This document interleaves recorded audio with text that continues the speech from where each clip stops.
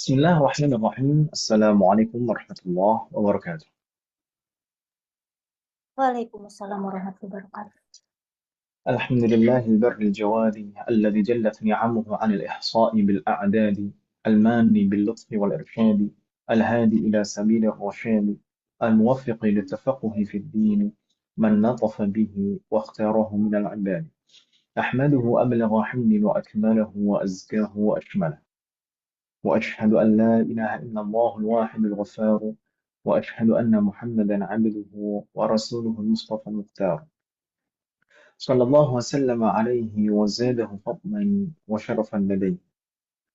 الحمد لله بالتوفيق والعون من الله تعالى في هذه الليلة المباركة نستطيع أن نلتقي مرة أخرى لنستمر دراستنا وتعلمنا في مجلسنا هذا، في مجلس مبارك إن شاء الله، في مجلس المدارسة. وندرس في هذا المجلس العلوم التي يجب تعلمها لكل مسلم. يسر الله ووفقنا وبارك في تعلمنا هذا. طيب الأمهات والأخوات، كنا في لقائنا الماضي وإن دخلنا في مبحث الخلاف، سببه أو أول ظهوره وأسبابه وموقفنا من الخلاف. أليس كذلك؟ Ini ceritanya pelajaran bahasa Arab atau pelajaran pengantar ilmu fikih, Bapak sekalian. Bagaimana kalau misalkan saya menjelaskan pengantar ilmu fikih dengan bahasa Arab, Ibu sekalian?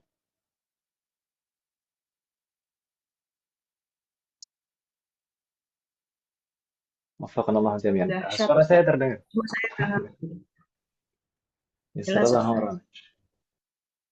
Baik. Bapak sekalian, Alhamdulillah, semoga Allah selalu memberikan taufik kepada kita semuanya.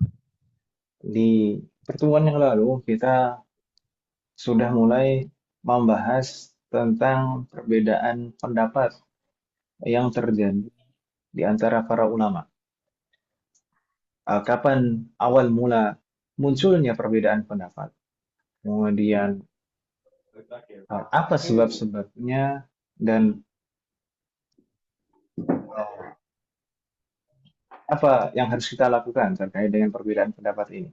Tapi kemarin kita belum selesai pada perbedaan sebab-sebab perbedaan pendapat. Kita masih bagian pertama dari perbedaan-perbedaan pendapat tersebut. Bagian pertama dari sebab-sebab perbedaan pendapat.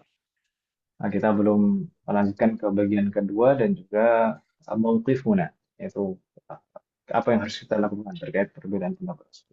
Masih sekalian, sebelumnya saya ingin memberikan tanbih, memberikan apa istilahnya, pengingat namanya.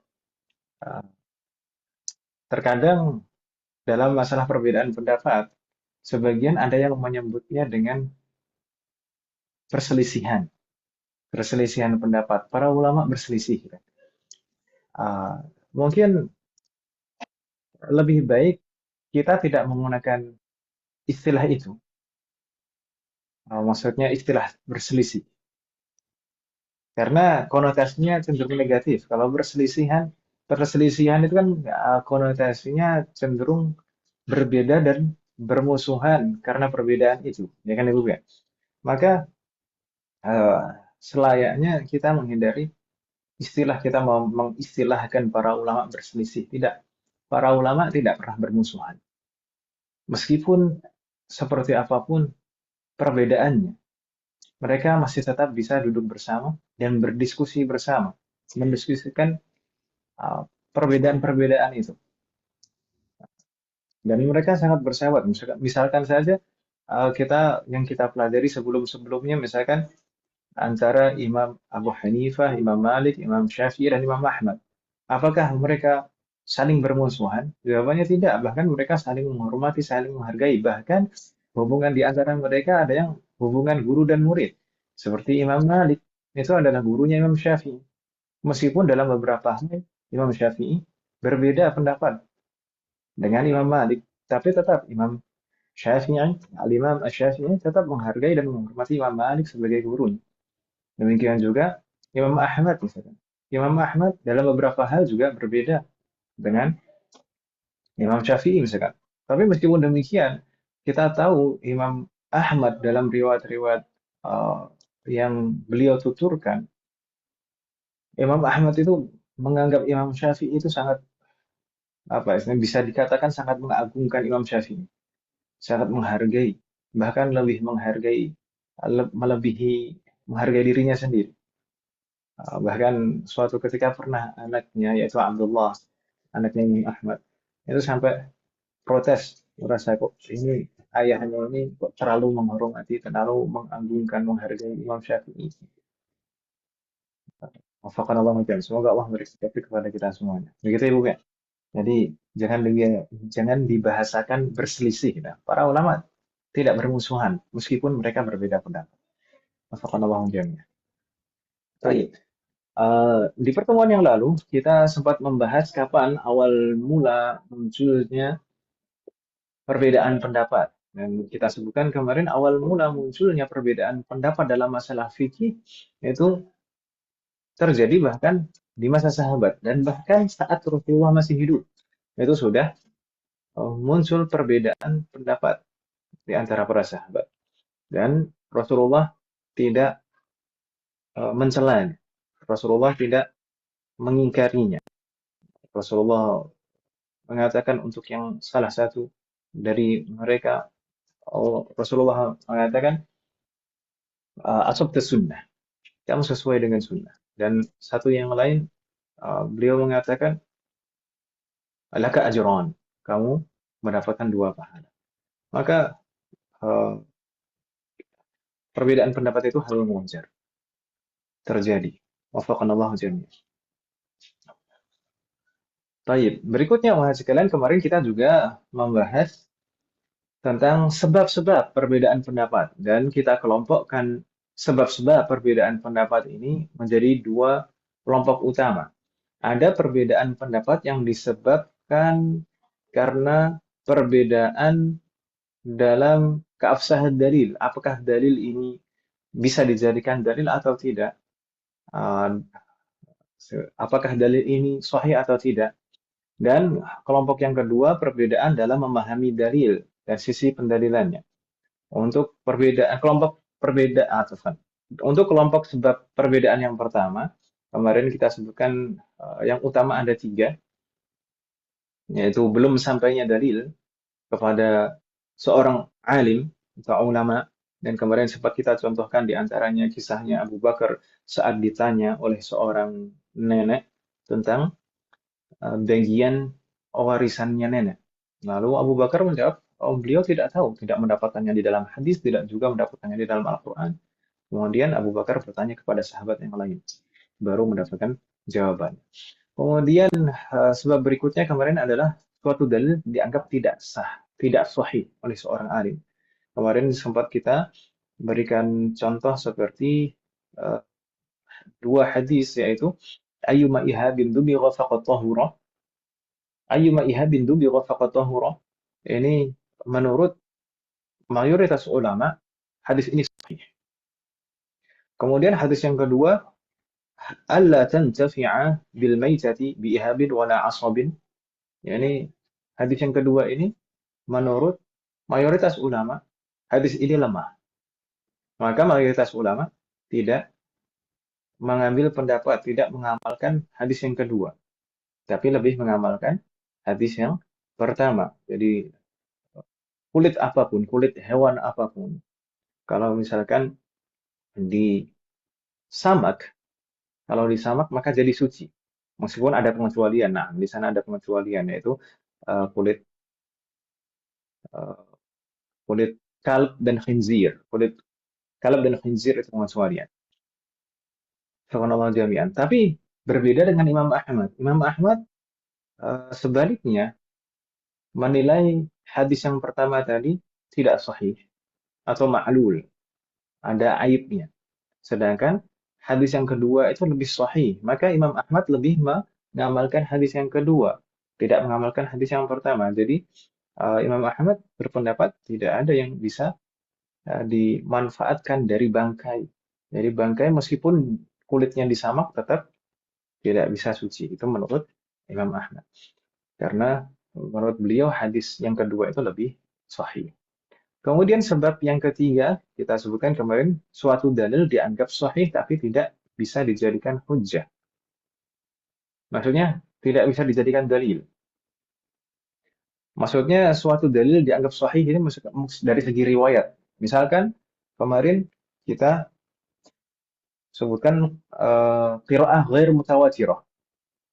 Qiraah ghair mutawatirah. Maksudnya qiraah Al-Qur'an. Qiraah Al-Qur'an yang tidak mutawatir. Qiraah Al-Qur'an itu kan kita kenal mungkin ada istilah qiraah sab'ah, ada 7 qiraah. Kemudian ada qiraah asyarah, 10 qiraat. Eh, itu para ulama menyebutkan itu yang mutawatir.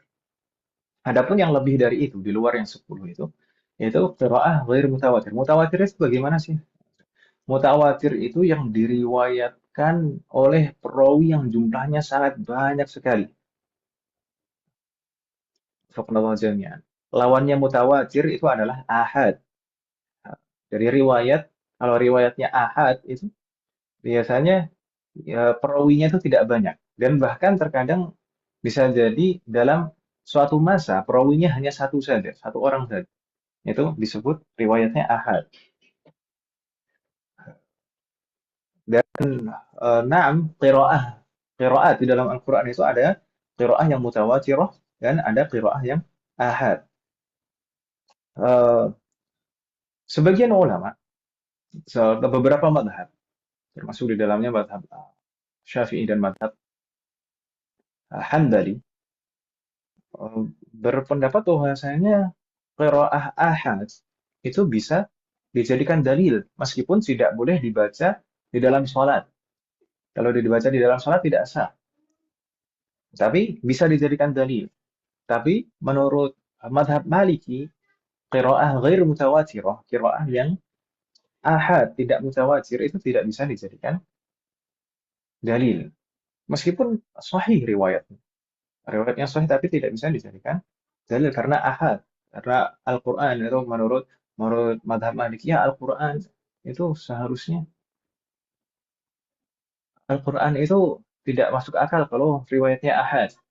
Al-Quran bisa Al-Quran bisa sampai kepada kita harusnya bisa didengarkan oleh banyak orang. Rasulullah menyampaikan kepada banyak sahabat.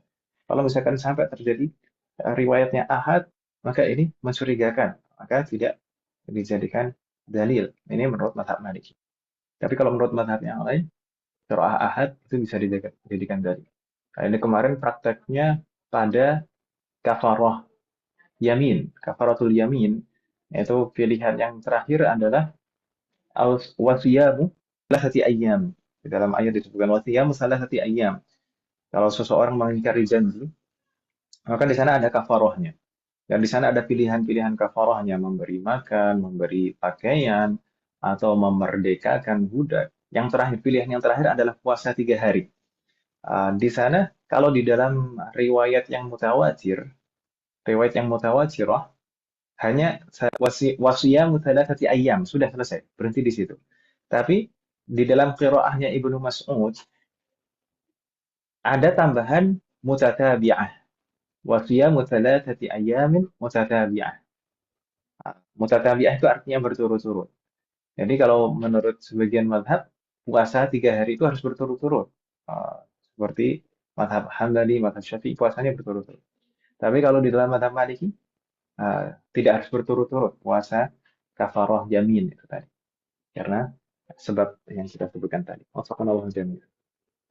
Demikian juga kasusnya pada uh, qiraah khalfal imam. Kemarin kita sebutkan. Bacaan Al-Fatihah di belakang imam. Itu yang kita bahas di pekan yang lalu kurang lebih Allah jami'an. Kita lanjutkan ke bagian kedua dari sebab-sebab perbedaan pendapat para ulama. Kelompok yang kedua kita kelompokkan perbedaan sebabnya adalah perbedaan dalam memahami dalil dan sisi pendalilan. Misalnya semua ulama bersepakat bahwasanya dalil ini sahih, misalnya. Tapi pemahamannya berbeda dalam memahami dalil ini. Di sana ada kita sebutkan ada beberapa hal. Bisa jadi perbedaan ini adalah perbedaan dalam memahami lafaz atau dalalatul alfaz, dalalatul lafaz. Jadi lafaz ini menunjukkan apa? Lafaz ini menunjukkan apa? Waffaqanallahu jami'an. Eh, atau misalkan juga eh, misalkan suatu hadis, misalkan hadis idza balagal ma'u qullatain lam yahmilil khabath. Hadis Rasulullah sallallahu alaihi wasallam idza balagal ma'u qullatain lam yahmilil khabath. Jika air jika air mencapai kadar 2 kullah, maka lam yahmilil khabath, tidak terpengaruh oleh najis. Maksudnya, jika berinteraksi atau jika tersentuh najis selama tidak berubah sifatnya, maka tidak najis. Berbeda dengan, nah ini mafhum mukhalafahnya. Jadi, dari hadis ini bisa dipahami, kan hadisnya tadi, idza balagal ma'u qullatain lam yahmil khabath. Jika air mencapai 2 kullah, maka tidak terpengaruh oleh najis. Kalau bersentuhan dengan najis, selama tidak berubah sifatnya. Dari hadis ini juga, dari redaksi dan lafaz tadi, idza balagal ma, al-ma itu bentuknya ma'rifah dan musbat. Bentuknya ma'rifah dan musbat. Musbat itu tidak diawali nafyun. Para ulama menjelaskan kalau ma'rifah musbat itu menunjukkan keumuman. Al-ma di situ, ma'rifah musbat, menunjukkan keumuman. Jadi semua jenis air, jika sampai kadarnya 2 kullah, maka tidak terpengaruh oleh najis. Dan dari hadis ini, dari redaksi dan lafaz itu tadi, bisa dipahami sebaliknya. Berarti, kalau air tidak mencapai 2 kullah, maka saat berinteraksi dengan, atau saat bersentuhan dengan najis, maka jadi najis. Ya atau ya? Bisa dipahami tidak Yusuf ya? Bingung kan, Mas? Bingung tidak? Mudah-mudahan nggak bingung. Makanya apa tuh belajar fikih itu tidak harus Iya bingung Ustaz. dengan dalil. Apalagi kita orang awam. Yang penting mengamalkannya bagaimana. Eh, karena kalau dipaksakan dikasih tahu dalilnya pun juga kadang nggak paham juga. Jadi gimana Ustaz? Jadi tadi kan dalilnya idza balagal ma'u qullatain lam yahmil khabas. Jika air mencapai 2 kullah kadarnya, maka tidak terpengaruh oleh najis. Saat bersentuhan dengan najis, ketika bersentuhan dengan najis, kalau air jumlahnya banyak, 2 kullah atau lebih, maka tidak berubah menjadi najis selama tidak berubah sifatnya. Hadis itu kan menyebutkan seperti itu. Idza balagal ma qullatain lam yahmil khabas. Dari hadis itu bisa difahami sebaliknya. Bisa difahami sebaliknya. Bagaimana? Sebaliknya berarti kalau air belum mencapai 2 kullah. Kalau air tidak mencapai 2 kullah, dalam artian air itu jumlahnya sedikit. Kalau air jumlahnya sedikit, tidak mencapai 2 kullah, maka jika bersentuhan dengan najis, meskipun tidak berubah sifatnya, maka jadi najis. Hanya sekedar bersentuhan dengan najis saja, maka jadi najis. Bisa dipahami kan Ibu ya? Bisa. Baik.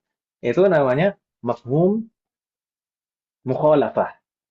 Jadi tidak hanya sekedar redaksi teksnya saja yang kita pahami, tapi mafhumnya. Jadi bisa dipahami dari teks itu hal yang lain. Sebaliknya bagaimana? Baik.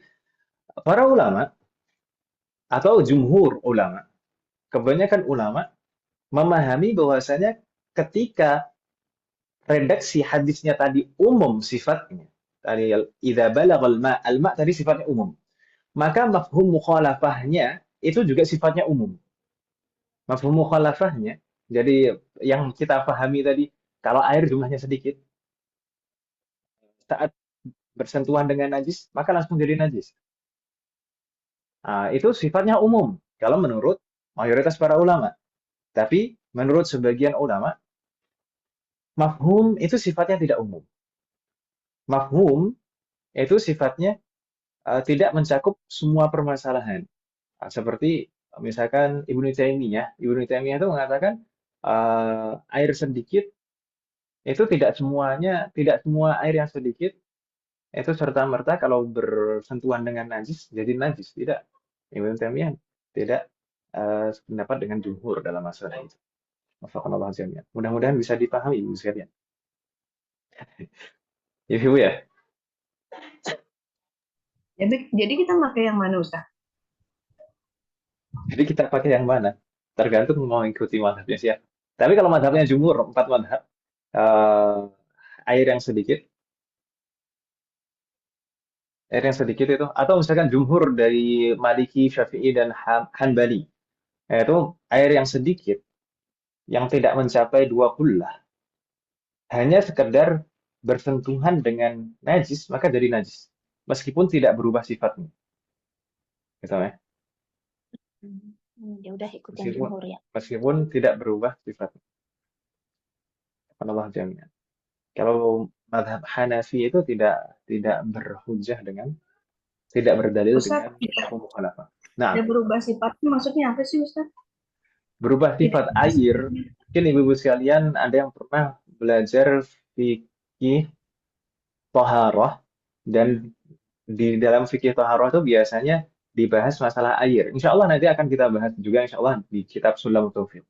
Semoga Allah memberikan taufik dan kemudahan. Tidak berwarna, Oh tidak iya, berbau. air itu secara hukumnya suci atau tidak, suci atau mensucikan atau tidak, eh, itu ada pembagiannya. Dan di sana terkait dengan kalau air yang banyak itu kaitannya dengan sifatnya. Sifat itu terkait dengan bau atau Warna ya Ustaz. aroma, warna dan rasa. Itu sifat air.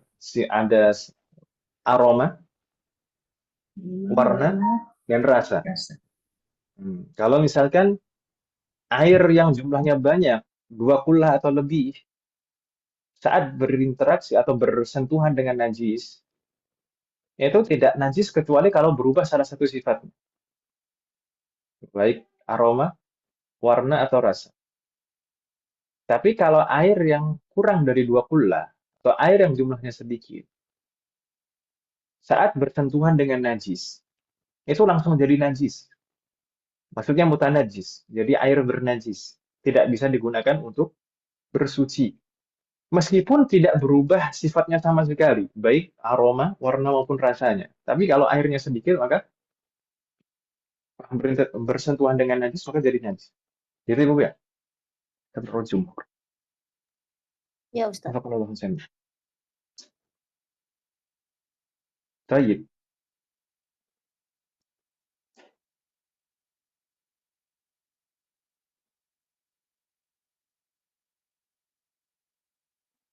Lalu di sana mungkin ada contoh yang lain, ada contoh yang lain.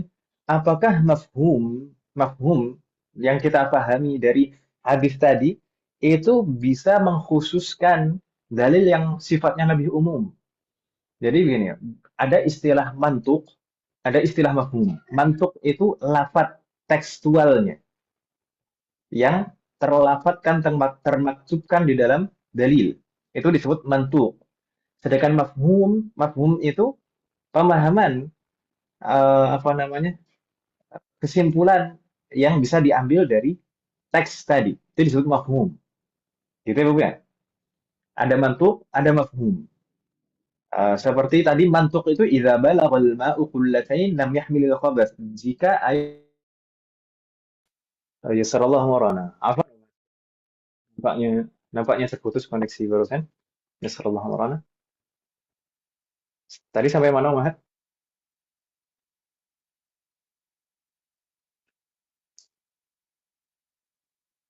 Halo? Halo? Cek. Mantuk Ustaz. Suara saya Mantuk. terdengar? Kedengeran. Jayyid, ya sallallahu marana. So, Baik, tadi sampai mantuk wa mafhum kan Ibu ya? iya. Kalau lafaz hadis yang kita sebutkan tadi, idza balagal ma'u qullatain lam yahmilil khabas, ini mantuk. Jadi lafaz tekstual hadisnya disebutkan seperti itu. Idza balagal ma'u qullatain lam yahmilil khabas. Jika air mencapai dua kullah, maka tidak terpengaruh oleh najis. Itu mantuknya. Ya, mantuk. Maksud tekstualnya seperti itu. Sedangkan dari teks itu mafhumnya bisa kita pahami bahwasanya sebaliknya kalau air belum mencapai dua kula, kalau air jumlahnya sedikit tidak mencapai dua kula, maka serta-merta bisa terpengaruh oleh najis. Wafakanallah jami'an. Ah, Lalu di sana ada perbedaan pendapat di antara para ulama. Apakah mafhum yang tidak termaktub dalam redaksi dalil itu bisa mengkhususkan keumuman dalil. Jadi dalil itu ada yang sifatnya umum, ada yang sifatnya khusus. Maksudnya am, khas, am itu mencakup semua permasalahan, mencakup semua gambaran permasalahan dalam masalah tersebut. Sedangkan khas itu maksudnya khusus itu eh, yang konteksnya lebih sempit, konteksnya lebih sempit. Hanya beberapa gambaran dalam permasalahan saja. Di sana ada hadis yang kedua, yaitu innal ma'a tahurun la yunajjisuhu syai'. Ini hadis terkait dengan air juga. Innal ma'a tahurun la yunajjisuhu syai'. Ini sifatnya umum. Al-ma' di sini juga ma'rifah musbat. Diawali al dan tidak diawali penafian. Jadi sifatnya umum. Innal ma'a tahur. Sesungguhnya semua air itu suci. La yunajjisuhu syai'. Tidak terpengaruh oleh najis. Subhanallah jami'an. Ini sifatnya umum sekali dalilnya. Apakah dalil mantuk ini, apakah mantuk ini bisa dikhususkan dengan mafhum mukhalafah dari dalil yang pertama tadi, hadis yang pertama tadi? Maka di sana para ulama berbeda pendapat. Ada yang berpendapat bahwasanya mafhum tadi tidak bisa mengkhususkan keumuman mantuk. Tapi sebaliknya juga beberapa ulama yang lain atau jumhur ulama yaitu berpendapat mafhum itu bisa mengkhususkan keumuman mantuk. Jadi tadi mafhum itu lebih khusus tadi. Eh, jika air tidak sampai dua kullah, air tidak sampai dua kullah, ini konteksnya lebih sempit.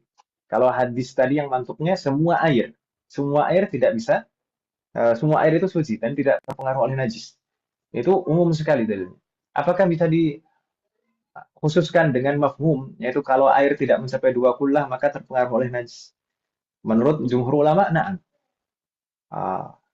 keumuman hadis yang kedua itu bisa dikhususkan dengan mafhum dari hadis yang pertama. Tapi sebagian ulama tidak. Begitu ya, Bu ya?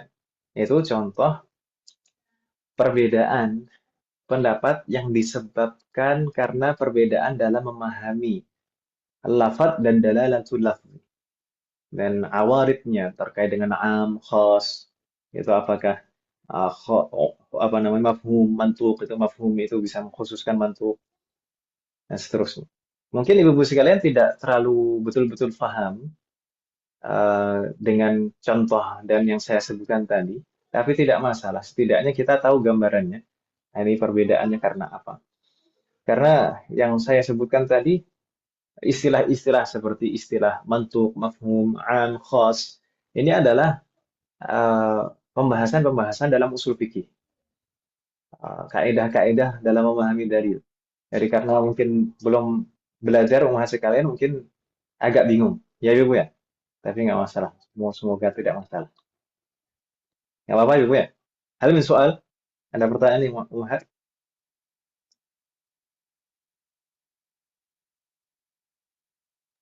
Tidak, Ustaz. Sallallahu alaihi. Baik. Berikutnya kita berpindah ke yang kedua. Terkadang terjadi perbedaan pendapat itu karena perbedaan para ulama dalam menetapkan illah suatu permasalahan. Tidak hanya illah suatu ibadah, tapi sama permasalahan yang lain juga. Baik, illah itu apa Ibu sekalian? Illah itu bisa dipahami secara simpel, itu mungkin bisa diartikan sebab. Sebab. Misalnya, khamr itu hukumnya haram. Illahnya apa? Illatu tahrimnya apa? Sebab diharamkannya apa? Karena khamr itu membuat atau khamr itu memabukkan, yaitu iskar. Iskar itu memabukkan. Jadi iskar itu adalah illah. Memabukkan itu adalah illah dari diharamkannya khamr. Akhirnya apa? Semua yang memabukkan itu hukumnya dihukumi seperti khamr. Itu jadinya qiyas jadi kalau seperti itu. Ya kan Ibu ya? Qiyas. Nah, ya kemarin kita sempat membahas qiyas di grup Ibu ya. Semoga Allah memberikan taufik kepada kita semua. Baik.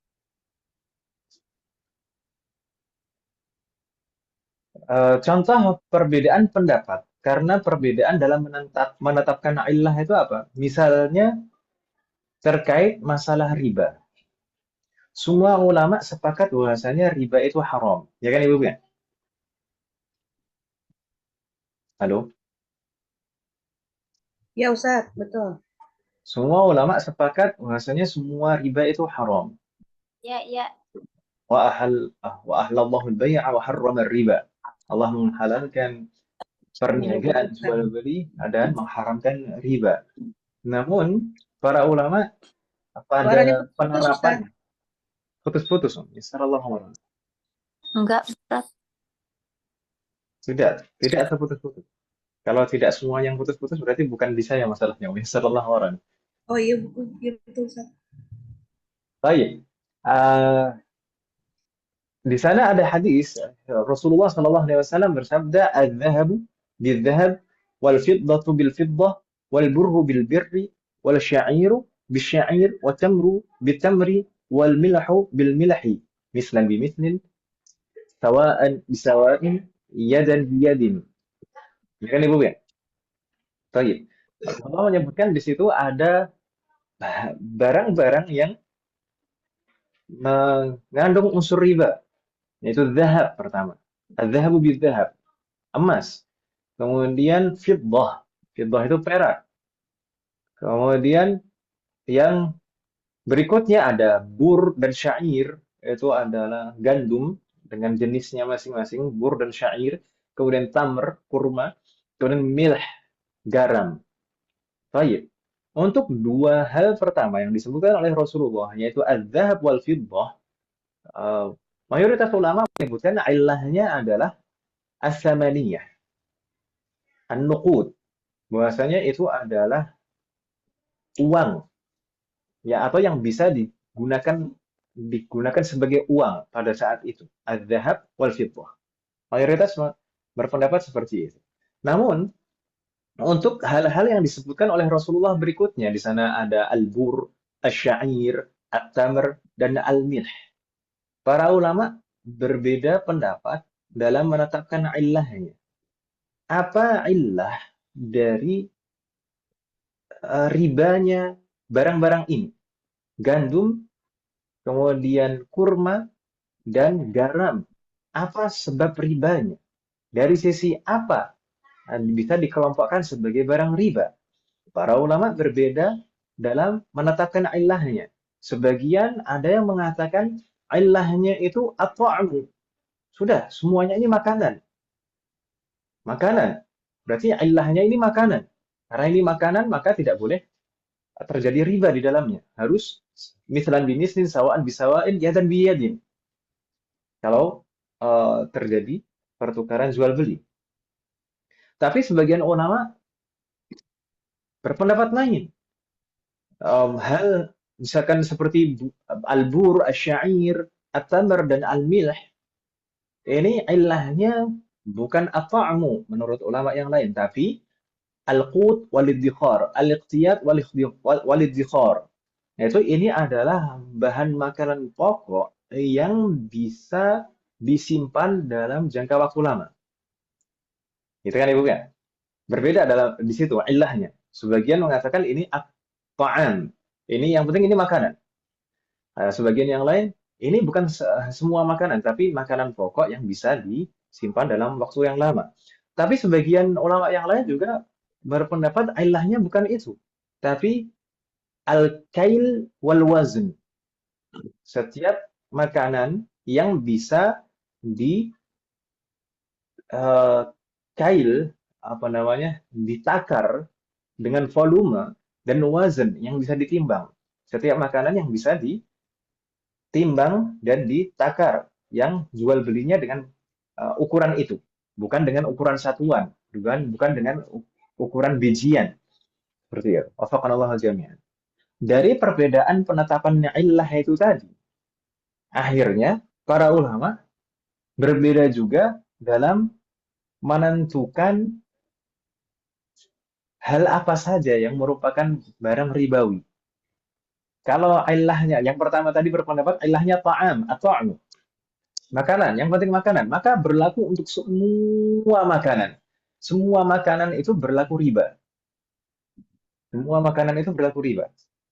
Tapi kalau misalkan yang pendapat kedua tadi mengatakan apa Om? Ilahnya adalah al-iqtiyat wal idkhar. Ini makanan pokok yang bisa disimpan dalam jangka waktu lama.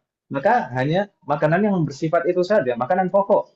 Makanan pokok di setiap negara dan yang bisa disimpan dalam waktu lama. Tapi di sana ada kejanggalan. Ini apakah garam itu makanan pokok juga? Kan begitu, Om. Kemudian yang ketiga tadi berpendapat ini makanan yang bisa ditakar dengan volume atau timbangan. Berarti yang hitungannya bijian tidak berlaku riba seperti itu. Wafaqanallahu jami'an. Belum lagi di sana ada perbedaan lagi ini patokan patokan kail wal mizan, patokan apa namanya? Barang apa saja yang bisa yang digunakan takaran volume dan barang apa saja yang ditimbang itu juga terjadi perbedaan. Ini jadi masalah itu perbedaannya sangat sangat sangat berat sebenarnya. Wafakallahu jami'an. Intinya seperti itu, kurang lebih itu contoh dari perbedaan pendapat yang disebabkan perbedaan dalam menetapkan illah. Gitu ya, Bu ya? Wafakallahu jami'an. Insya Allah jelas Ibu ya?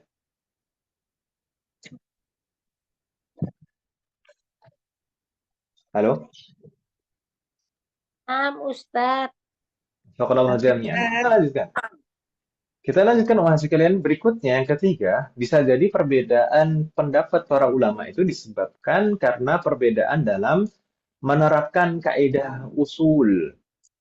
Jadi usul fikih itu ada kaidah-kaidahnya, yaitu kaidah dalam memahami dalil. Tapi terkadang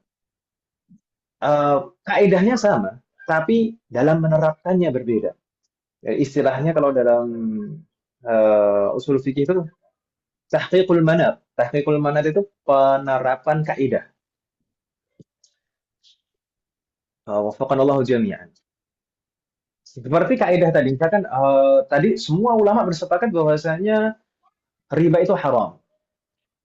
Dan semua atau bukan jumhur ulama itu bersepakat bahwasanya uang kertas itu juga berlaku hukum ribawi di dalamnya.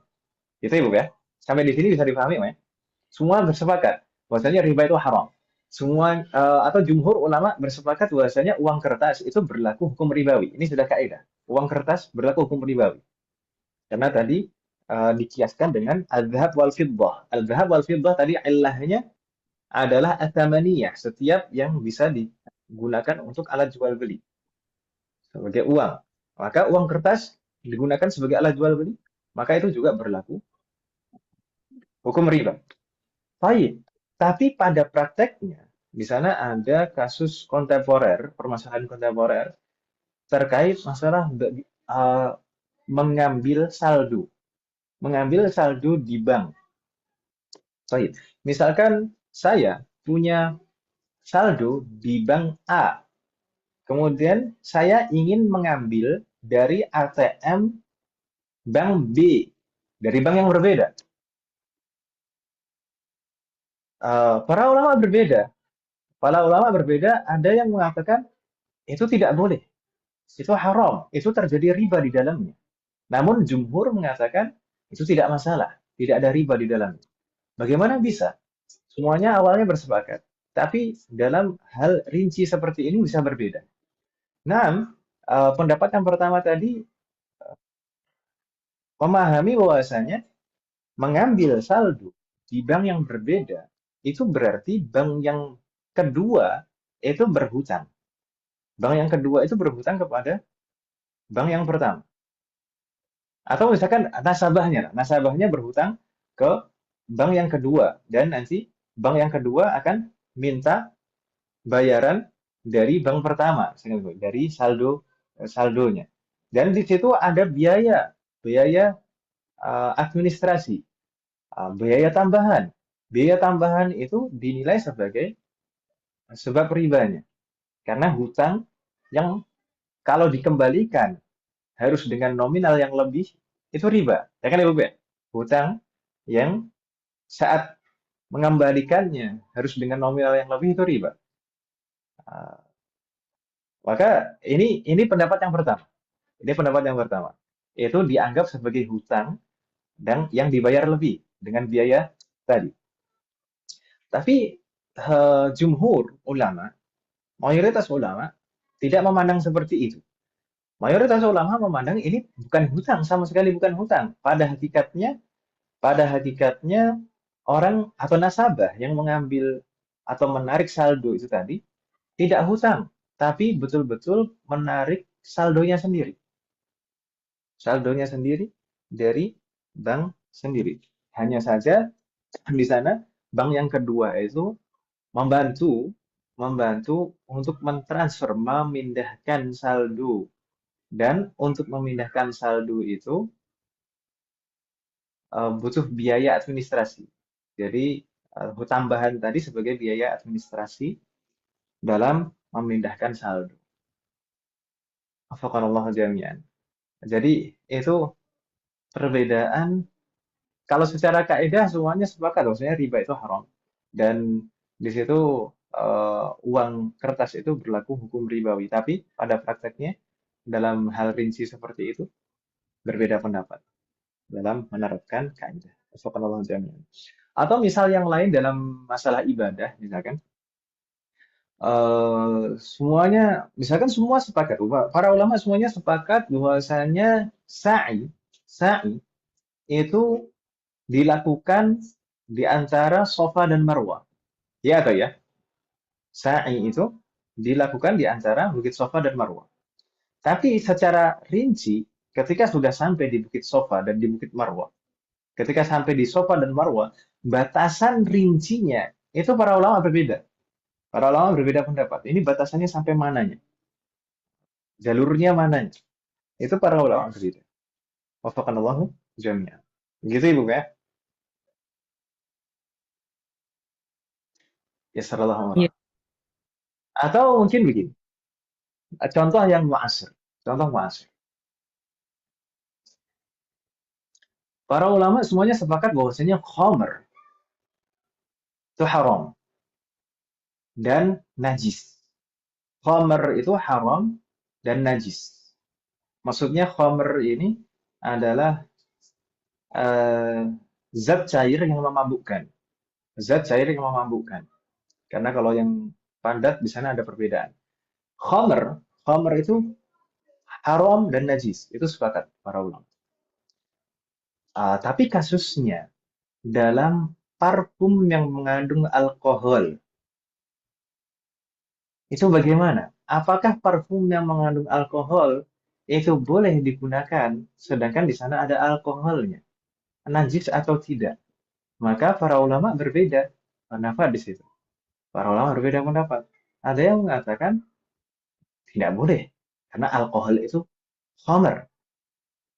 Alkohol itu khamr, maka najis. Kalau ada di dalam parfum, maka nggak boleh digunakan, najis. Nggak sah nanti sholat. Tapi sebagian ulama yang lain menilai alkohol itu bukan khamr. Alkohol itu hal lain, bukan khamr. Alkohol itu adalah salah satu unsur yang terkandung di dalam khamr, iya. Nah, itu adalah salah satu unsur. Alkohol adalah salah satu unsur yang terdapat dalam khamr. Eh, tapi kalau alkohol diminum hanya alkoholnya saja, itu tidak memabukkan. Tapi kalau terlalu banyak minumnya bisa mati. Begitu, betul tidak Bu Dokter? Bu Anita?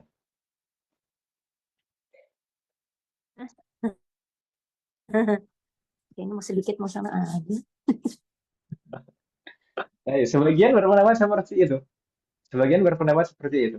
Jadi alkohol itu hanya bukan khamr, jadi tidak memabukkan kalau diminum alkohol saja. Tapi alkohol itu adalah salah satu unsur yang terdapat dalam khamr. Jadi kalau di dalam eh, saya mendengar penjelasan kalau di dalam pembuatan obat, kalau dalam pembuatan obat itu alkohol itu adalah zat perantara yang dominan.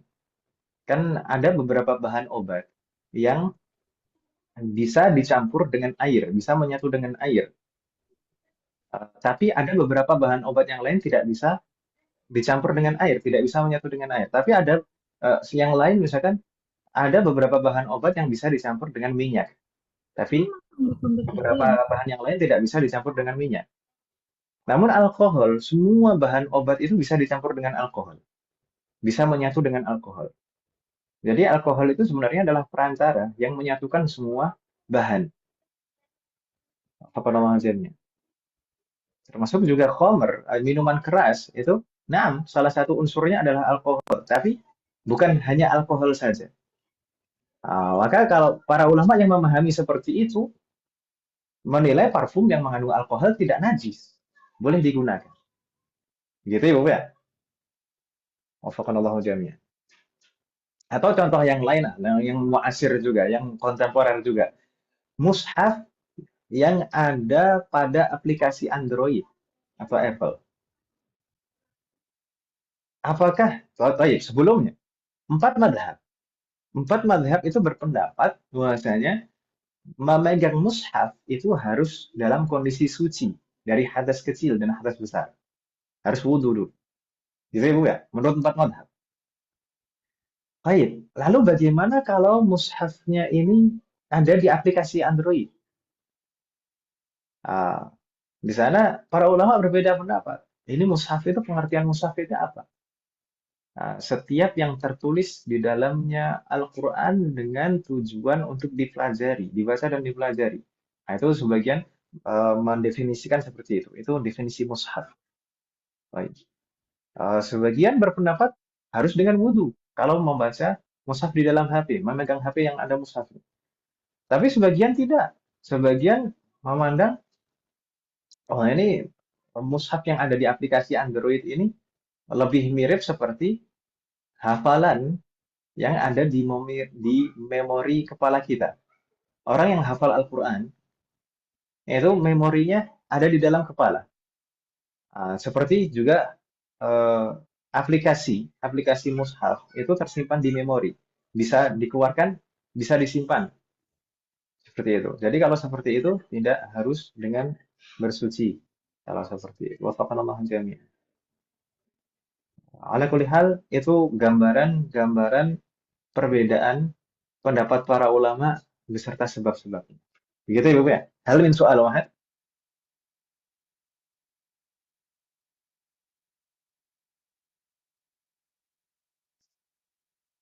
Tidak ada pertanyaan?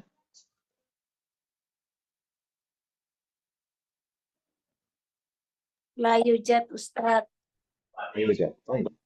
In kana la yujad, nastamir. Kita kalau tidak ada pertanyaan, kita lanjutkan omongan sekalian. Setelah kita ketahui kapan awal mula munculnya perbedaan pendapat di dalam masalah fikih, kemudian sebab-sebab perbedaan pendapat yang terjadi di antara para ulama, maka apa sikap kita? Bagaimana kita menyikapi perbedaan-perbedaan pendapat ini? Nah, kita tahu itu perbedaan pendapat itu sudah sejak dahulu ada dan ada sebab-sebabnya. Kuat semua sebabnya semuanya bisa diterima. Tapi bagaimana sikap kita? Baik.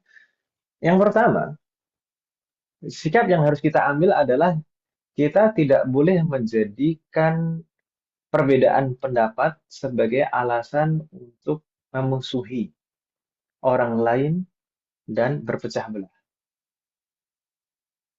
Wafaqanallahu jami'an. Jadi perbedaan pendapat, misalkan, nah kita yang satu hafal, wafaqanallahu jami'an. Misalkan perbedaan-perbedaan pendapat di kalangan ulama. Jadi sama sekali jangan pernah menjadikan perbedaan pendapat dalam masalah fikih itu sebagai sebab untuk bermusuhan atau mengelompok-kelompokkan umat Islam. Itu betul-betul suatu kesalahan. Ini kelompok ini berpendapat demikian, kelompok itu berpendapat demikian. Oh, berarti ini kelompok yang tidak sama. Ini Islamnya beda. Ini kalau dalam masalah fikih, tidak seperti itu. Selama itu masih pendapat empat madhab, maka hendaknya kita menghargai perbedaan pendapat itu.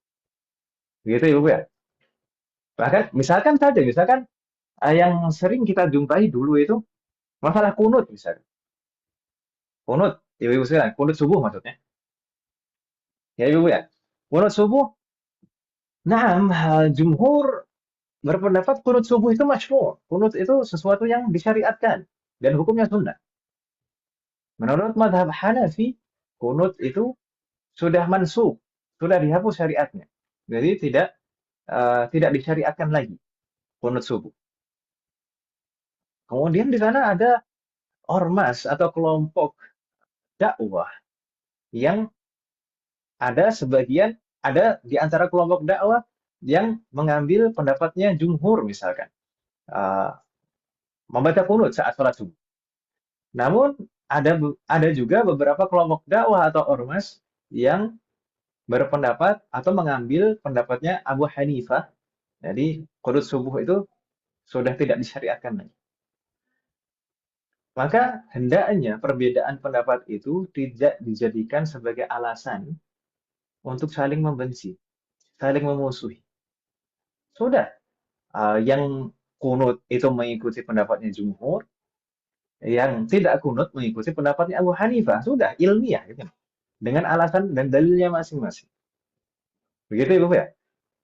Jadi tidak hanya sekedar gontok-gontokan, oh, ini bid'ah, ini sesat. Tidak seperti itu. Bahkan kadang yang teriak bid'ah dan sesat itu pun juga kadang tidak paham alasan. Ini padahal para ulama sudah membahasnya dari dahulu. Yang mengatakan itu masyru' itu dengan dalil banyak riwayat yang ada. Adapun Abu Hanifah berpendapat ini ghairu masyru' karena mansukh. Mansukh. Jadi dalil-dalil yang menunjukkan Rasulullah uh, membaca qunut itu mansukh. Mansukh itu sudah dihapus dengan riwayat yang lain. Subhanallah. Begitu Ibu ya. Ini insya Allah bisa dipahami maksudnya kan Ibu ya.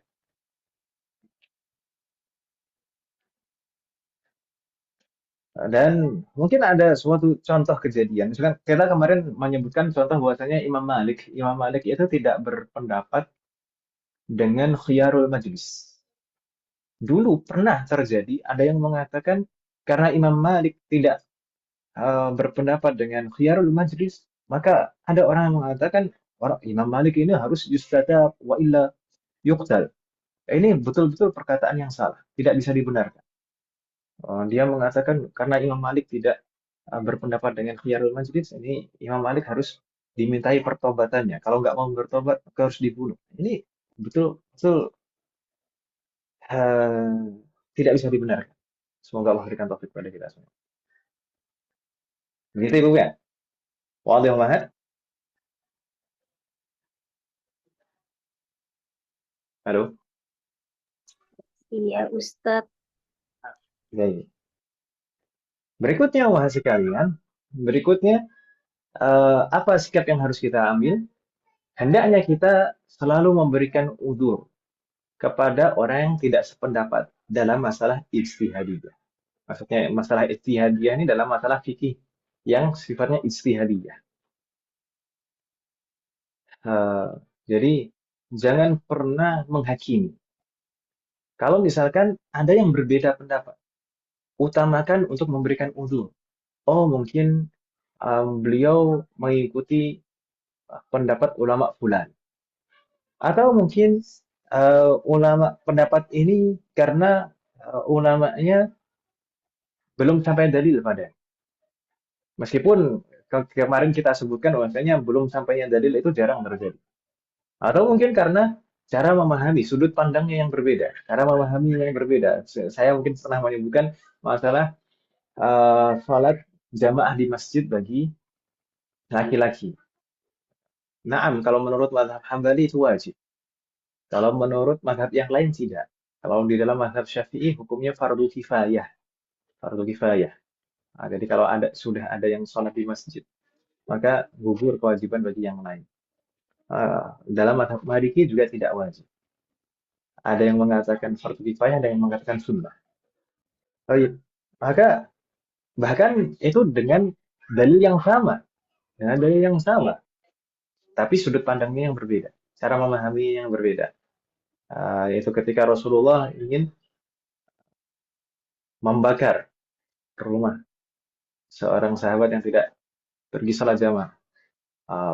Berdasarkan hadis itu, mazhab Hambali berpendapat bahwasanya ini hukumnya wajib, salat di masjid bagi laki-laki.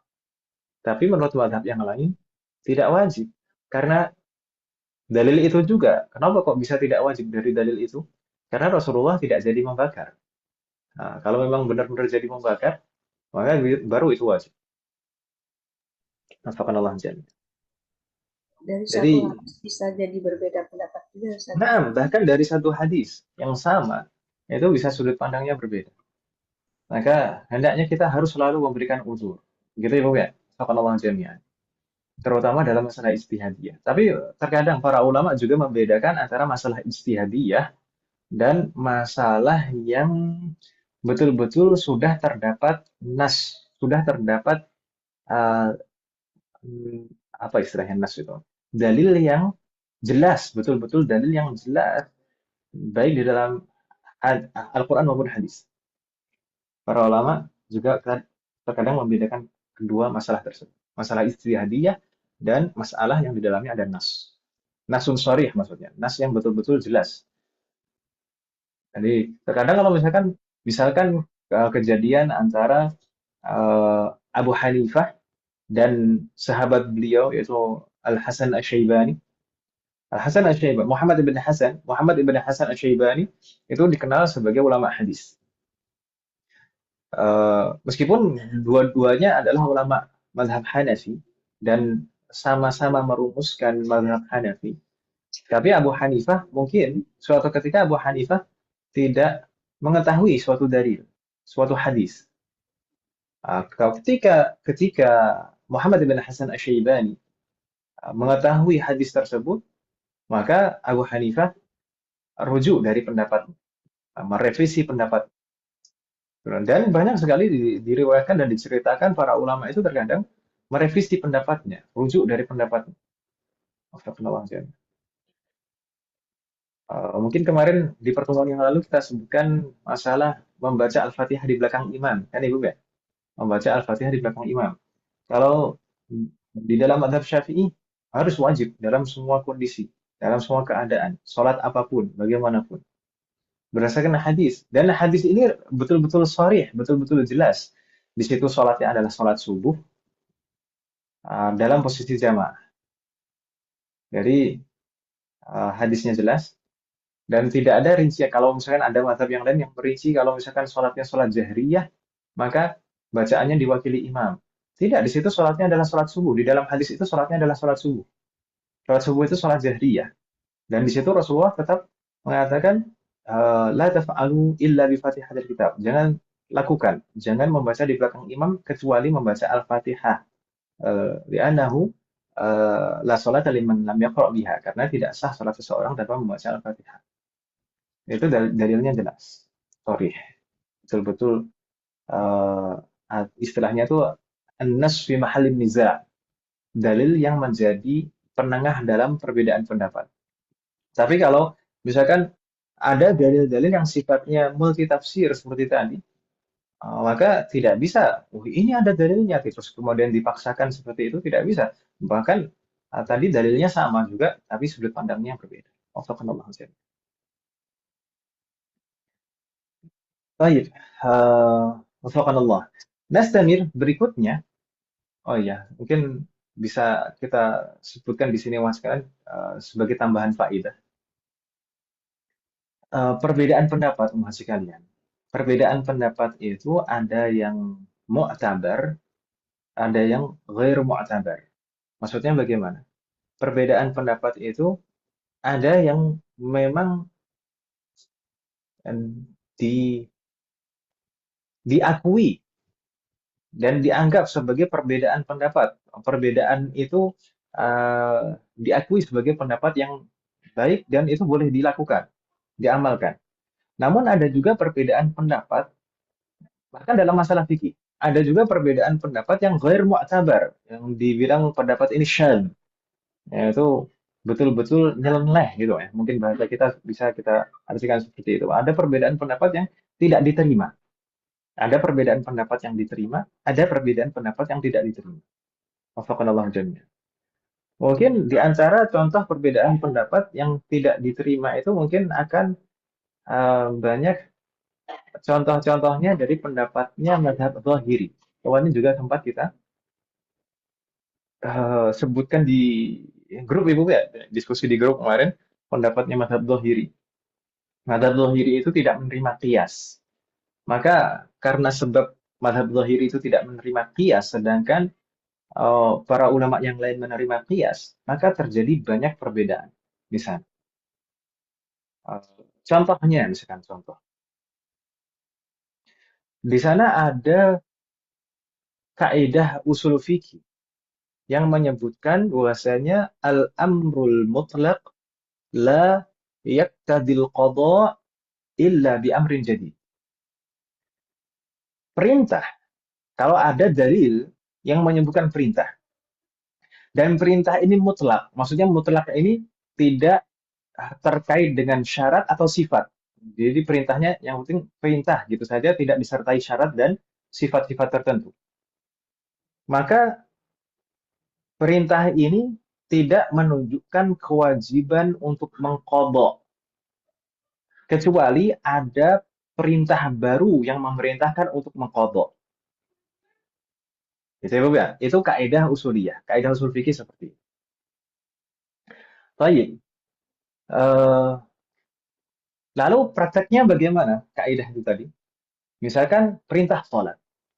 Perintah sholat itu dari perintah sholat itu sendiri tidak mewajibkan untuk qadha.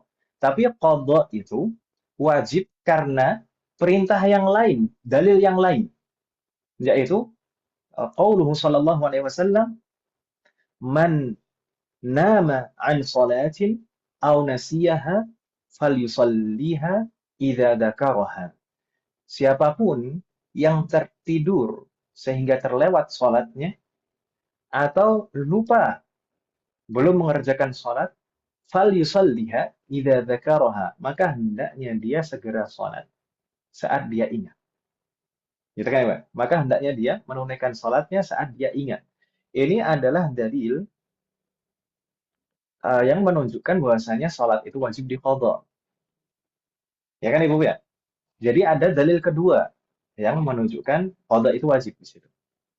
Tapi kalau perintah yang pertama tidak menunjukkan kewajiban mengqadha, tapi menunjukkan kewajiban untuk mengerjakan saja.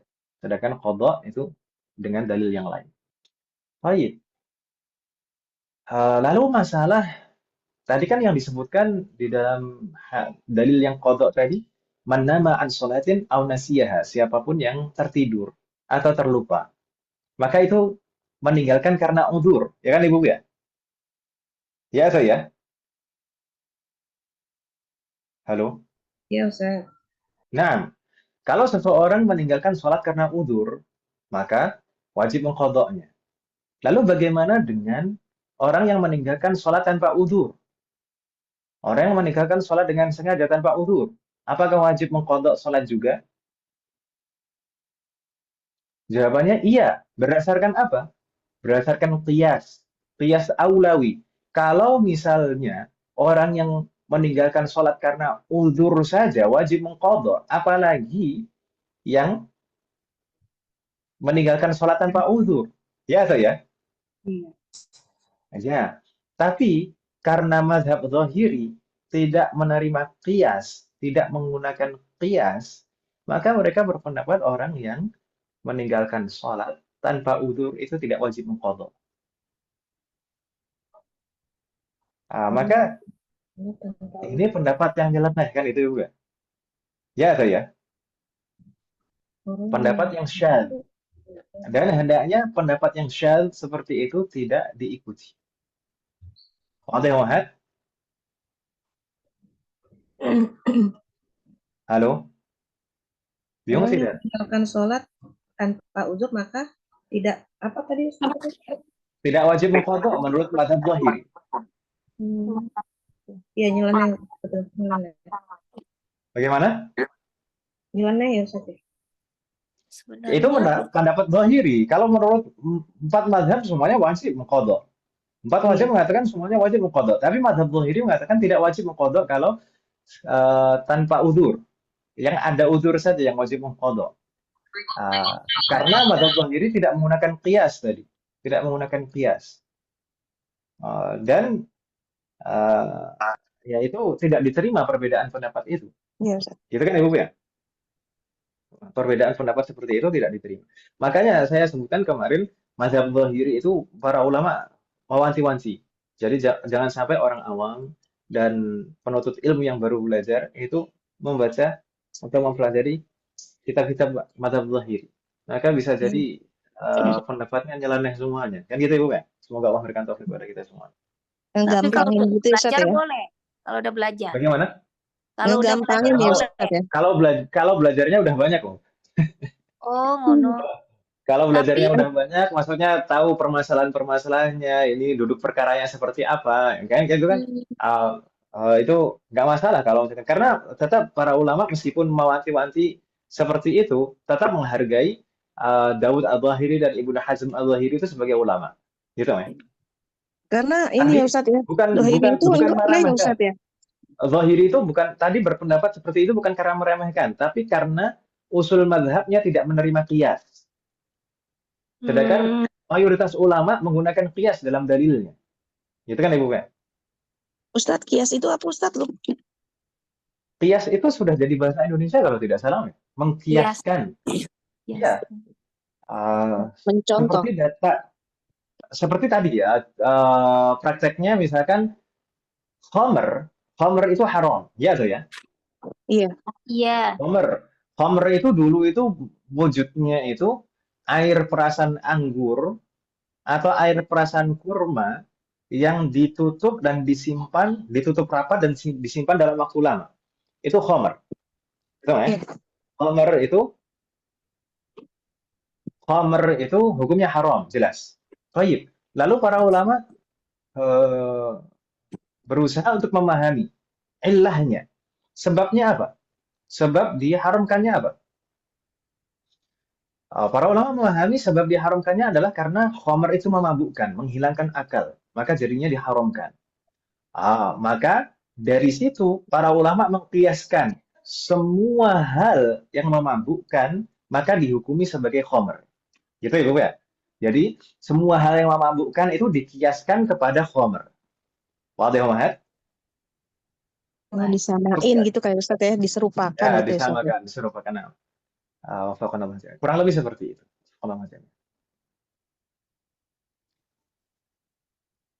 Ini Bu Dita bertanya, bagaimana meninggalkan sholat karena malas?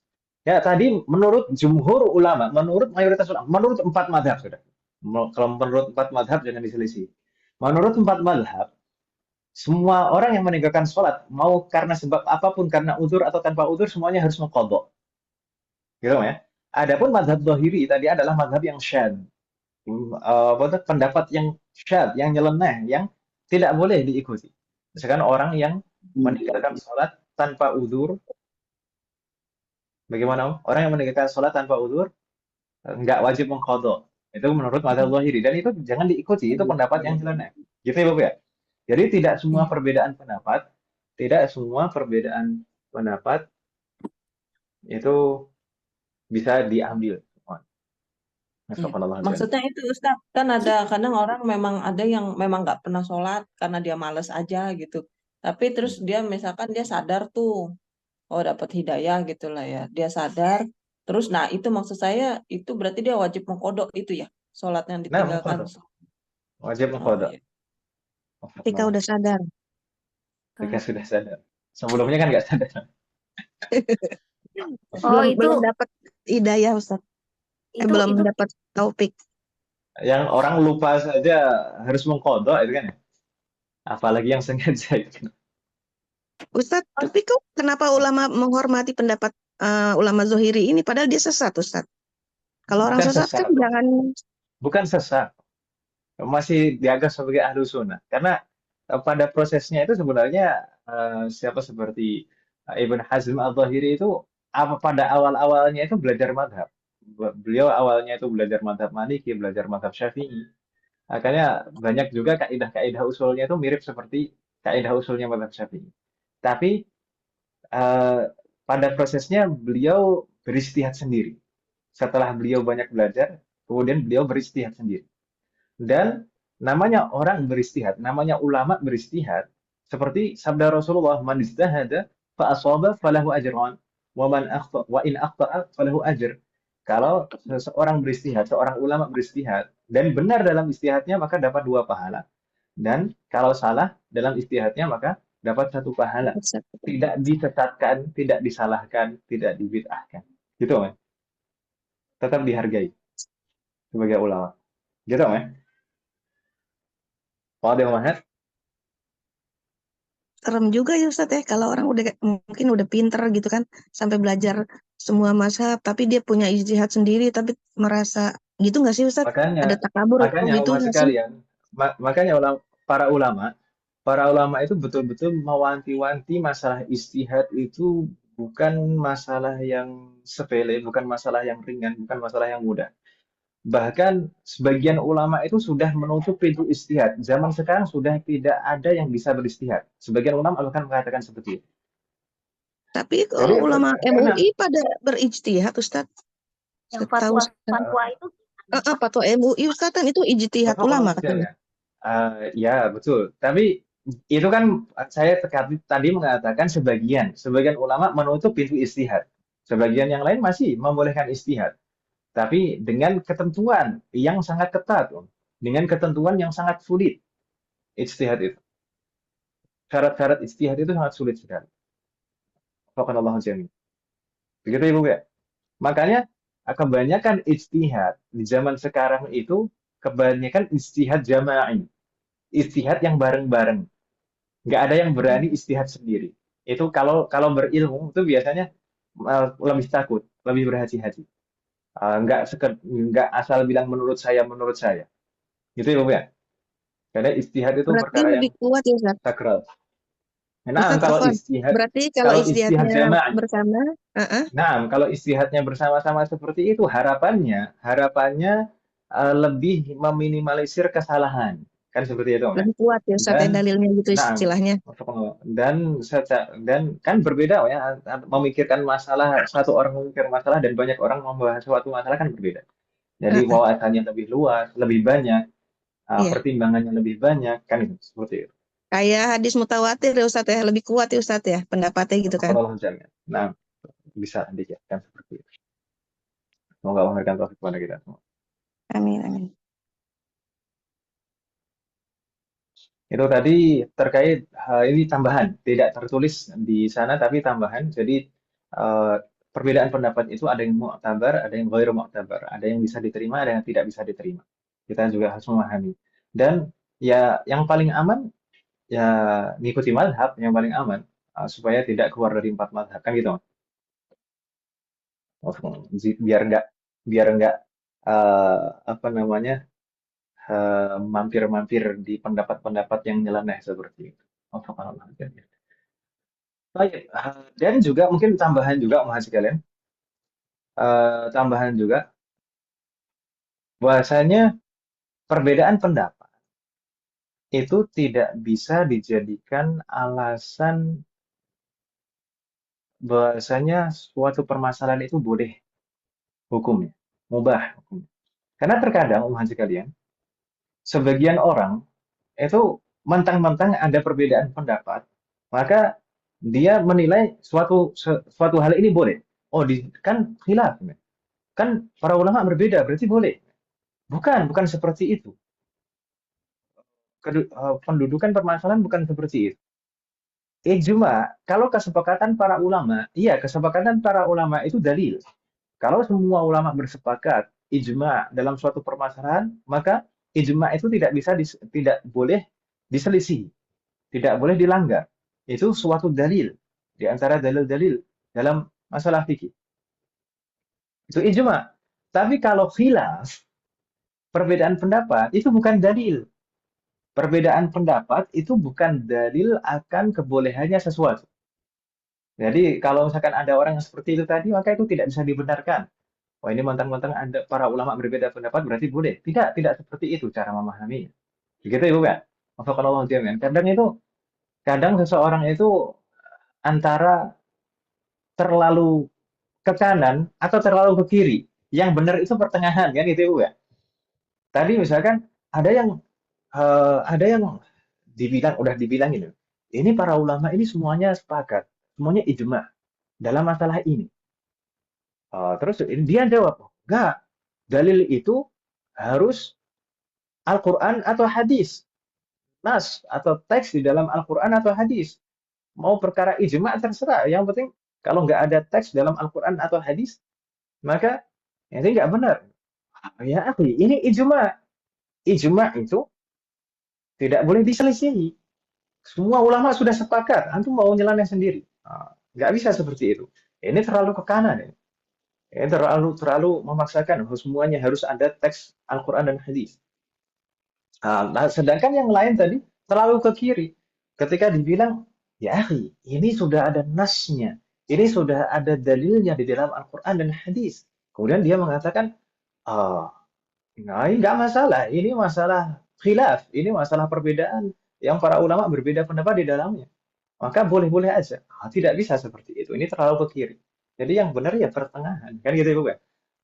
Kalau ijma, ya kita harus pegang ijma tersebut. Nah, sedangkan perbedaan pendapat itu bukan dalil kebolehan sesuatu. Tapi kita harus mengikuti ulama yang kita yakini dengan dalil. Gitu ya, Bukan? Wafaqanallahu jami'an. Wadah Muhammad? Halo? Wah, tadi. Jayid. Berikutnya masih ada 2 poin di sana. Apa sikap kita dalam menyikapi perbedaan pendapat? Di sana kita tuliskan dilarang tatabu'ur rukhas. Apa maksudnya tatabu'ur rukhas, Muhammad sekalian? Tatabu'ur rukhas itu mungkin bisa kita bahasakan dalam bahasa kita cari mudahnya saja, cari enaknya saja. Tatabu' itu selalu mencari-cari. Rukhas itu jamak dari rukhsah. Rukhsah itu keringanan. Dalam permasalahan perbedaan pendapat, maka kita dilarang untuk nyari-nyari yang mudah-mudahnya saja. Gitu Ibu ya? Wadah Muhammad? Ya. Ya.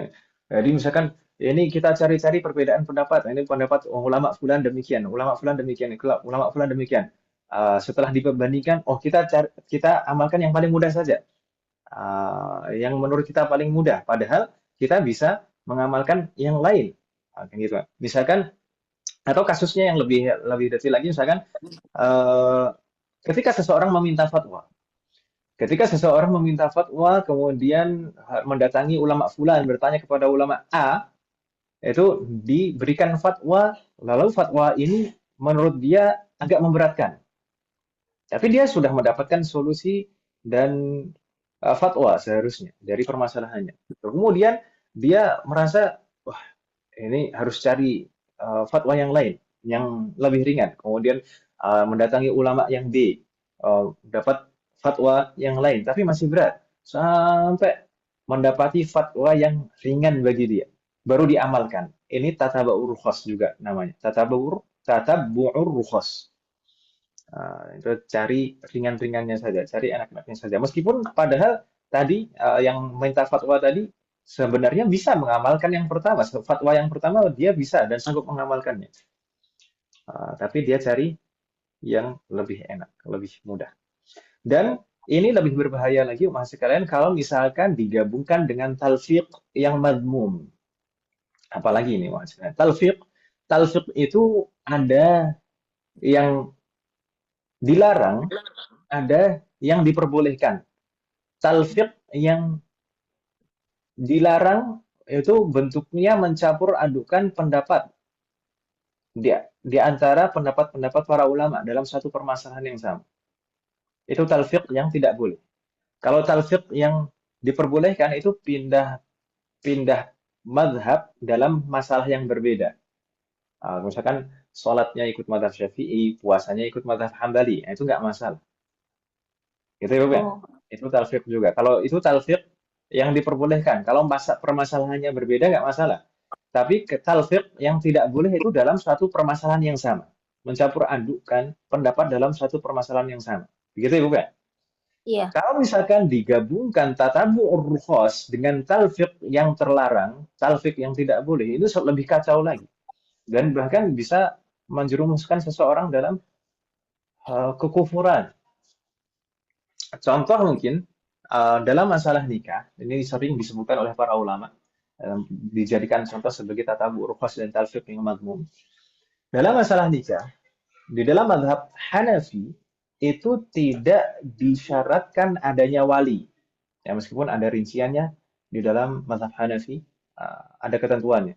Nah, di dalam mazhab Hanafi, nikah itu tidak harus ada wali, tapi harus ada saksi dan harus diumumkan. Itu kan Ibu ya? Itu pertama. Lalu kemudian orang eh, eh, pengen enaknya, wah ini ngambil pendapatnya mazhab Hanafi dalam masalah wali. Jadi nggak butuh wali dalam masalah nikah. Kemudian dalam mazhab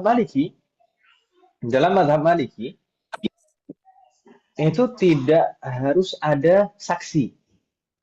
Di dalam mazhab Maliki itu tidak harus ada saksi Oh, dalam masalah nikah. Tapi harus ada wali dan harus diumumkan. Gitu, Mas. Sedangkan di dalam mazhab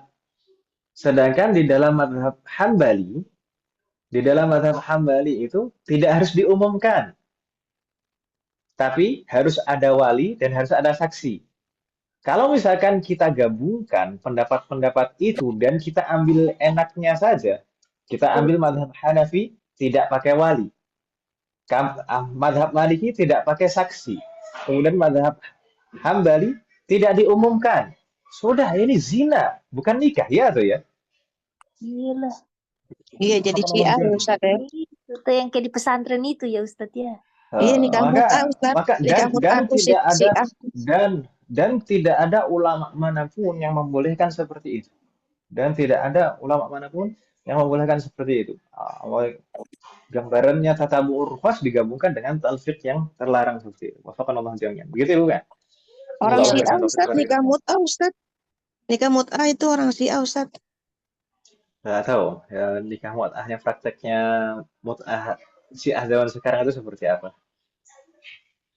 Itu Ustaz yang cuma dikawinin sama istilahnya Kalau kawin saksinya. kontrak kan, Kontrak Ustadz, kawin kontrak. ya kalau kawin kontrak itu kan yang dipermasalahkan itu jangka waktu yang tertentu, jangka waktu yang terbatas itu yang dipermasalahkan dalam kawin kontrak kan gitu. Tapi dia nggak Ah, pakai orang tua, Ustaz. Nggak pakai orang oh, tua. Jadi kalau yang itu masalah nikahin yang dia lain. tuh cuma gurunya, katanya dia. Itu nggak boleh. Gurunya tuh. Kalau di dalam mazhabnya jumhur tidak boleh seperti itu. Wafaqanallahu jami'an. Iya, enak bener ya nyampur aduk satu. Ya. Dah. Nyampur. Jadi di situ sudah ngambil itu nikah mut'ahnya, pembolehan nikah mut'ah, kemudian juga nggak pakai saksi lagi kan gitu, nggak pakai wali gitu maksudnya, apa? Nggak pakai Iya, nggak wali. pakai wali. Betul, Itu nggak pakai wali. talfiq yang tidak boleh ya? seperti itu. Bagaimana? Modifikasi jadinya. Modifikasi. Sesuai Makanya selera. seperti itu. Ustadz, modif. Makanya di antara solusi dalam masalah perbedaan pendapat itu, kita mempelajari satu madhab. Sudah mempelajari satu madhab, bermadhab. Jadi mempelajari satu madhab yang khusus supaya tidak terjerumus dalam masalah-masalah seperti itu. Nanti talfi, kemudian tatabu rukhas, kemudian tadi juga pendapat-pendapat yang nyeleneh seperti itu kan. Semoga Allah berikan taufik kepada kita semua. Baik. Berikutnya, yang terakhir di sana kita sebutkan kebenaran dalam perbedaan pendapat itu sebenarnya hanya pada satu orang saja. Hanya ada satu pendapat yang benar. Meskipun pendapat itu banyak. Meskipun pendapat itu banyak. Dan kita menghargai semua pendapat yang ada. Bahkan Rasulullah pun juga tidak menyalahkan dari perbedaan-perbedaan pendapat itu. Tapi kita juga harus memahami bahwasanya yang betul-betul tepat dalam pendapatnya yaitu hanya satu dari banyak pendapat itu. Begitu Ibu Mel. Karena Rasulullah SAW ketika beliau bersabda, "Man ijtahada fa asaba falahu ajran wa in akhta'a falahu ajr." Siapapun ulama yang beristihad, kemudian beliau tepat dalam istihadnya, maka dapat 2 pahala. Benar dalam istihadnya, maka dapat 2 pahala. Namun kalau salah dalam ijtihadnya maka dapat 1 pahala. Nah, meskipun beliau di situ tidak menyalahkan, tapi beliau maksudnya tidak menyalahkan, maksudnya tidak mencela, tidak menyesatkan seperti itu, Mas. Tapi beliau tetap mengatakan, mengistilahkan dengan asoba dan akhtoa. Jadi yang benar itu satu, yang lain salah. Tapi meskipun salah, tetap dapat pahala. Dan harus kita hargai. Gitu ya, Bapak ya? Ustaz, Wadih banget. mau Nah, tanya. Tepat dalam ijtihad itu seperti apa, Ustaz? Ada istilahnya ada indikasi atau ada itunya? ketepatan dalam istihad itu hanya Allah yang tahu. Nah, itu dia, Ustaz. Kenapa? Ketepatan dalam istihad itu hanya Allah yang tahu. Dan itu bukan tanggung jawab kita. Tapi maksudnya ada kriterianya, bukan? Makanya disebutkan bukan dalam tanggung hadis jawab. itu.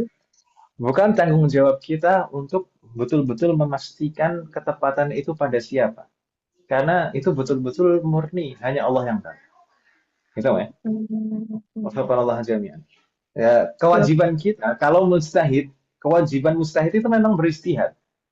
Beristihad, mengumpulkan semua data, dalil-dalil, dan menyimpulkan dalil-dalil. Adapun kita orang awam yang tidak bisa beristihad, kewajiban kita apa? Kewajiban kita adalah mengikuti ulama. Mengikuti ulama yang kita yakini baik keilmuannya dan ketakwaannya, ibadahnya. Itu 2 kriteria. Kalau kita percaya kepada seseorang yang kita percayai keilmuannya dan ibadahnya, maka kita boleh mengikuti. Gitu kan?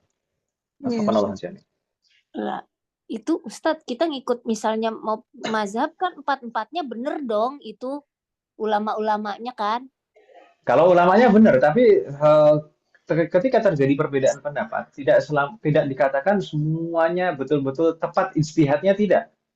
Masa dalam satu permasalahan, misalkan satu permasalahan ini, masalah ini hukumnya, satu mengatakan hukumnya haram, yang satu lagi mengatakan hukumnya mubah. Tidak mungkin satu permasalahan 2 hukum, kan gitu kan? Ya atau ya? Iya. Yang tepat satu, tapi tetap kita harus menghargai perbedaan pendapat itu, karena itu hasil ijtihad. Dan kita tidak boleh istilahnya memvonis. Wafaqqanallahu jami'an. Memvonis sih enggak sih Ustadz, maksudnya tuh kita dalam pedoman memilih ini yang kita mau pakai yang mana, kan tadi kan Ustadz bilang kan tadi kita sendaknya di awal-awal kita ini ada satu mazhab gitu kan. Nah, sahih. Nah, tapi kalau mazhab yang harus kita ikuti mazhab yang mana? Yang penting tidak keluar dari 4 mazhab. Gitu. Yang penting tidak keluar dari 4 mazhab. Dan kebenaran itu insya Allah tidak keluar dari 4 mazhab itu. Gitu ya. Karena ada mazhab-mazhab yang lain selain 4 mazhab yang kita pernah sebutkan sebelumnya. Ya, kan Ibu ya? Punah itu termasuk mazhab zahiri.